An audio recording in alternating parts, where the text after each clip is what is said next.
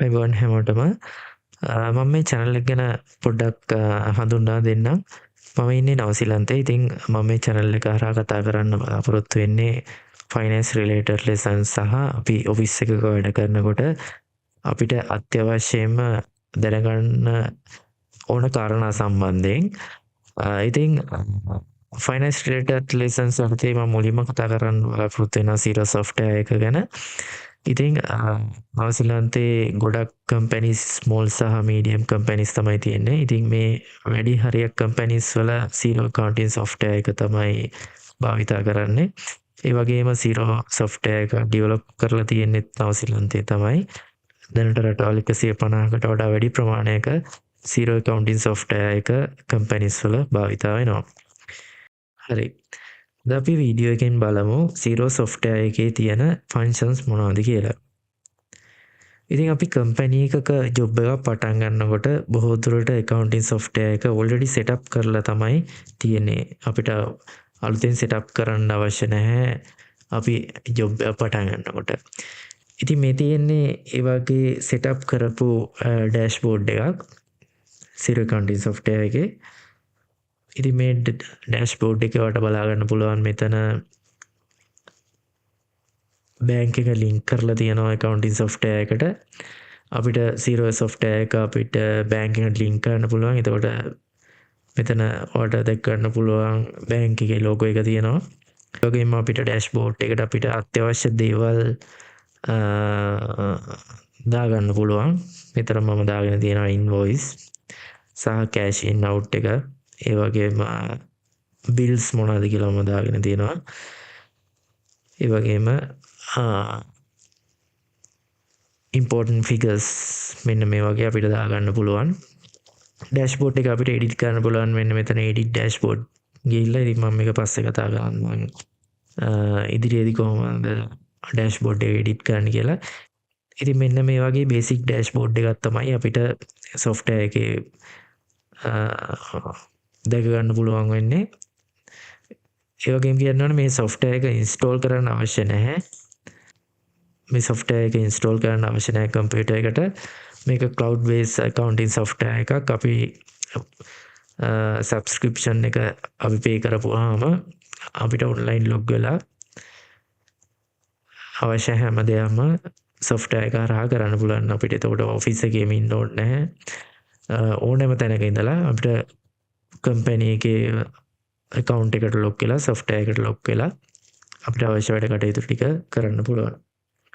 ඒ වගේම මේ accounting software එක IRD එකටත් link කරලා තියෙන්නේ. එතකොට ඔයා salary ගෙවනකොට automatically PAYE deduct කරලා තමයි අදාළ employee ට ගෙවන්නේ. monthly එතකොට ඔයාට ඒ PAYE සහ අදාළ deduction IRD එකට online ම submit කරන්න පුළුවන්. ඒකින්ද කිසිම employee කෙනෙක්ට PAYE වෙන statutory deduction අඩු කරගන්නේ නැතුව ගෙවින් කරන්න බෑ මේ. එතකොට හැමෝටම PAYE තියෙනවා. හැමෝම PAYE ගෙවන්න ඕනේ. ඒක අඩු කරගන්නේ අදාළ employer. employeeට වගකීමක් නැහැ. employer අඩු කරගෙන monthly ඒ returns file කරන්න ඕනේ IRD එකට. ඉතින් ඔයාලට menu bar එකේ දැක් ගන්න පුළුවන් sales item here. ඔයාලට දැක් ගන්න පුළුවන් එතන invoices quotation දානවා නම් ඒවා. එතකොට customers මෙන්න මේ වගේ drop down menu එකේ ඔයාලට අදාළ විස්තර බලා ගන්න පුළුවන්. එතකොට purchases වල ඔයාලට suppliers ලට ගෙවන bills ඔයා දාන්නේ මෙන්න මෙතනින්. report වලට ගිහිල්ලා ඔයාලට ඕනෑම report එකක් Xero software එකෙන් තියෙන ඕනෑම report එකක් ඔයාලට generate කරගන්න පුළුවන්. ඊට පස්සේ menu bar එකේ අපිට දකින්න පුළුවන් payroll එක. payroll එක Xero software එකේ වැදගත්ම function එකක්. employees ලගේ leave record කරන්නේ. එතකොට weekly payment අපි හදන්නේ. එතකොට salary වලට දාලා deduction වල තොරතුරු අපි ෆයිල් කරන්නේ මෙතනින්. ඒ වගේ payroll එක අපිට ගොඩාක් විදිහට මේ software එකේ වැදගත් වෙනවා. ඊට පස්සේ ඔයාට accounting යටතේ ඔයාට බලා ගන්න පුළුවන් chart of accounts, එතකොට fixed assets, journal entries දාන ඒවා මෙතන. ඒ වගේ පොඩි ෆන්ක්ෂන් ටිකක් තියෙනවා. ඉතින් මම මේ ඔයකින් එක කතා කරන්නම් ඉස්සරහට. tax යටතේ ඔයාට GST return එක බලා ගන්න පුළුවන් මෙතනින්. return එකට අදාළ ෆිගර්ස් බලා ගන්න පුළුවන්.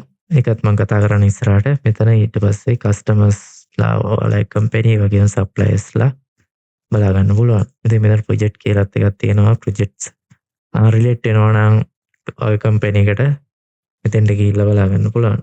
ඉතින් මේ projects එහෙම හැම කම්පැනියෙම නැහැ. ඉතින් කම්පැනි එකේ nature එක අනුව software එකේ මේ භාවිතා කරන functions වෙනස් වෙනවා. right? හරි. අපි බලමු settings වල මොනවද තියෙන්නේ කියලා. settings වල මුලින්ම අපිට දැක ගන්න පුළුවන්. ඉතින් මේවා ගැන ඔයාට ලොකුවට දැනගන්න ඕනේ නැහැ. දැනට already set up කරපු කම්පැනි එකක ඔයා වැඩ කරනවා නම් නිකන් මේ මොනවද කියලා දැනගන්න නැතුව මේක ඩීප්ලි ඕනේ නැහැ. ඔයා වැඩ කරගෙන යනකොට මේවා හැම දෙයක්ම ඉගෙන ගන්නවා. ඉතින් ඕගනයිසේෂන් ඩීටේල්ස් යටතේ අපිට බලා ගන්න පුළුවන්. ඒතරට ගිහපුවම මෙන්න මේ වගේ කම්පැනි එකේ ලෝගෝ එක මෙතන තියෙනවා. අපිට මේ ලෝගෝ එක චේන්ජ් කරගන්න පුළුවන්. නමුත් මේ ලෝගෝ එකේ සයිස් එක 1NB වෙන්න ඕනේ. එතකොට ඔයාලට අලුතෙන් ලෝගෝ එකක් ඇඩ් කරගන්නවා නම් ඔයාගේ ලෝගෝ එක රීසයිස් කරලා මෙතෙන්ට අප්ලෝඩ් කරගන්න පුළුවන්. එතකොට ඩිස්ප්ලේ නේම් එක ඊට පස්සේ තියෙනවා ඔයාගේ ඉන්ඩස්ට්‍රි ටයිප් එක කම්පැනි එකේ එතකොට ඕගනයිසේෂන් ටයිප් එක ඊට පස්සේ නිව්සීලන්ඩ් බිස්නස් නම්බර් කියන්නේ මේ ඕනෑම කම්පැනි එක නිව්සීලන්ඩ් තියෙන ඕනෑම කම්පැනි එක බිස්නස් නම්බර් එකක් තියෙනවා රෙජිස්ටර් කරනකොට ඒ නම්බර් එක තමයි මෙතෙන්ට දාන්න ඕනේ. අපි ලංකාවේ වුණත් අපි කම්පැනි එකක් බිස්නස් එකක් රෙජිස්ටර් කරනකොට අපිට කම්පැනිට දාන නම්බර් එකක් තියෙනවා. ඉතින් මේ නම්බර් එක තමයි මේ.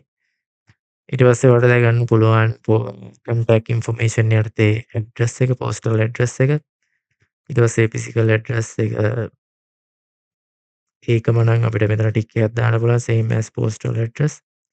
ඊට පස්සේ email එක, website එකක් තියෙනවා නම් ඒක, ඒ විස්තර ටික දාලා other contact information උත් දාලා save කරන්න තියෙන්නේ මෙතන.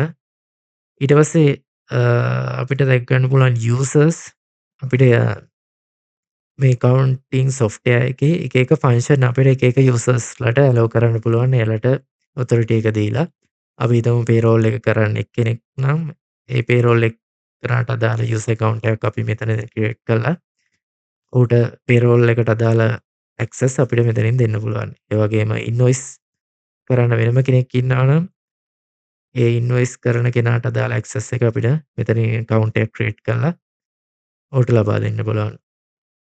ඉතින් මම මේවා කරන්නේ කොහොමද කියලා මම ඉදිරියේදී කතා කරන්නම්. ඊට පස්සේ අපිට බලා ගන්න පුළුවන් අපේ ප්ලෑන් එක සබ්ස්ක්‍රිප්ෂන් ප්ලෑන් එක මෙතන. ඊට පස්සේ අපිට connected apps කියලා තියෙනවා. මෙතනින් අපිට third party apps අපිට ඇඩ් කරගන්න පුළුවන්. උදාහරණයක් විදිහට අපිට Xero එකේ payroll එක payroll එක හදන්න නැතුව අපි third party app එකක් use කරනවා නම් අපිට මේක කනෙක්ට් කරන්න පුළුවන් Xero accounting software එකට. ඉතින් third party app ඕනෑම එකක් compatible එක අපිට මේකට link කරන්න පුළුවන්. ඊට පස්සේ email settings අපිට බලා ගන්න පුළුවන්. මෙතන අපිට email settings වල templates create කරන්න පුළුවන්. අපි උදාහරණයක් විදිහට අපි යමු අපි customer කෙනෙක්ට අපි message එකක් යවනවා කියලා අපි invoice එක යවනකොට ඉතින් ඒකට අදාළ email එක ඒ body එක අපිට මෙතන වෙනස් කරලා අපිට ඕන විදිහට හදාගෙන මේක save කරගෙන තියාගන්න පුළුවන්. එතකොට අපි invoice එක යවනකොට අපි email එකක් එක්ක තමයි Xero accounting software එකේ අපි යවන්නේ. එතකොට මේ email එකේ body එකේ මොන හරි වෙනස්කමක් කරන්න ඕන නම් අපිට මෙතනදී කරලා තියාගන්න පුළුවන්. එතකොට ඒකම තමයි අපි invoice එක යවනකොට send වෙන්නේ.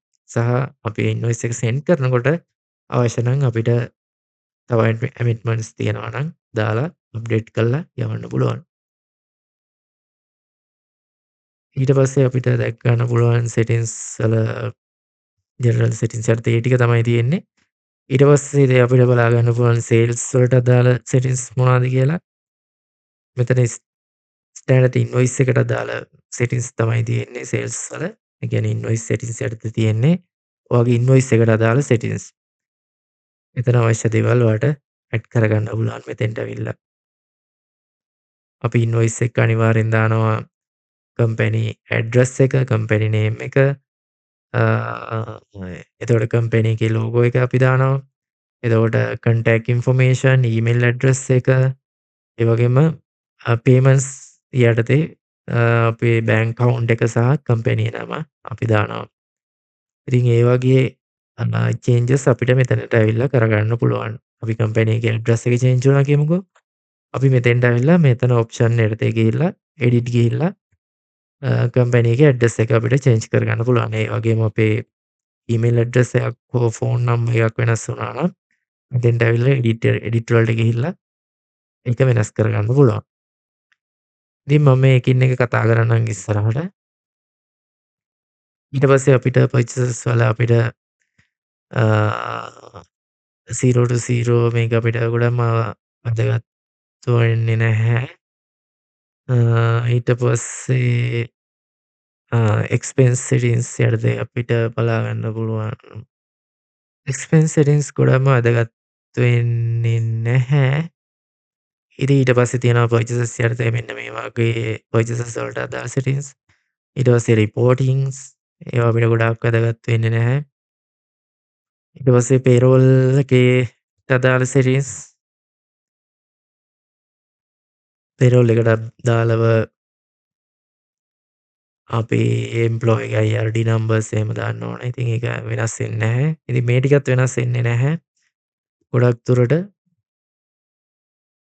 ඊට පස්සේ ටැක්ස් වලට අදාළ සෙටින්ග්ස් තියෙනවා. ඊට පස්සේ කස්ටමර් කන්ටැක්ට් වලට අදාළ සෙටින්ග්ස් තියෙනවා සහ ප්‍රොජෙක්ට්ස් වලට අදාළ සෙටින්ග්ස් තියෙනවා. ඉතින් අපිට මේ ගොඩක්ම වැදගත් වෙන්නේ මේ ජෙනරල් සෙටින්ග්ස් සහ සේල්ස් වලට අදාළ සෙටින්ග්ස් තමයි. ඉතින් මම මේක එකින් එක කතා කරන්නම්.